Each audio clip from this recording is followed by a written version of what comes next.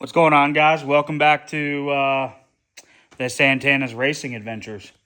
We got the boys 50 sitting on the stand. We're about ready to tear off this front end. As you can see, those forks are blown. These are the bent forks that I'll insert a picture here. I bent them back as straight as I could, and he's been running them for the last couple races. My buddy had a red fender, so that worked out good. If you need any bike work done, powder coating, he's the man. Over here, we got a 2017 Plus front end conversion. Brand new OEM forks, brake shoe holder, lower triple clamp. You need the 17 Plus axle and wheel spacer, and that'll get you the front end setup. The difference in the front ends, this is a 16 and older front end. These forks, they are spring and grease filled. So once they blow out the seals, all the grease comes out. You can see that's what this is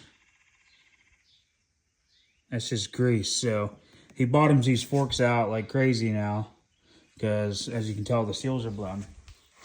These forks are spring and oil filled. As you can see, the visual difference here.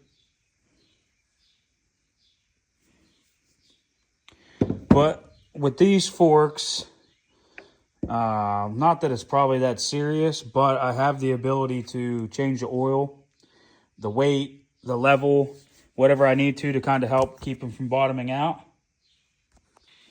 And they're a little bit beefier, I think. But yeah, so we're going to get this stuff thrown on. That should help them out. You can use your stock wheel. The wheels are the same.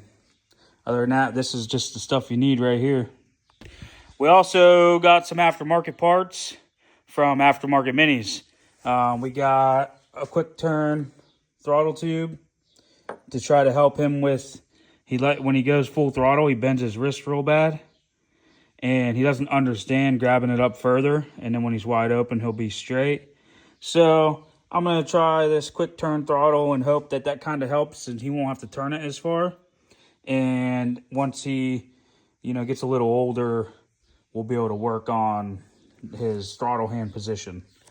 Here we got a bar setup that we're going to run. A new bar clamp. New bars. And the rear brake holder. This allows you to use your stock brake lever, but you can change the position of it instead of the factory position where, you're kind of stuck where it is. All right, guys, so I got the front end on the PW. I ran into a couple things here that not too sure about. So, one, when I ordered the clamp, it didn't come with these bolts. No big deal. I had some. And then the top bolts for the forks. These are the ones that I took out. They didn't thread into the new style forks.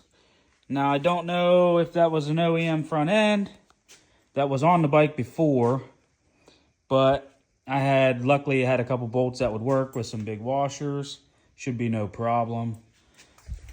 The other thing that I ran into would be the headset bearings. So I ordered headset bearings for it as well.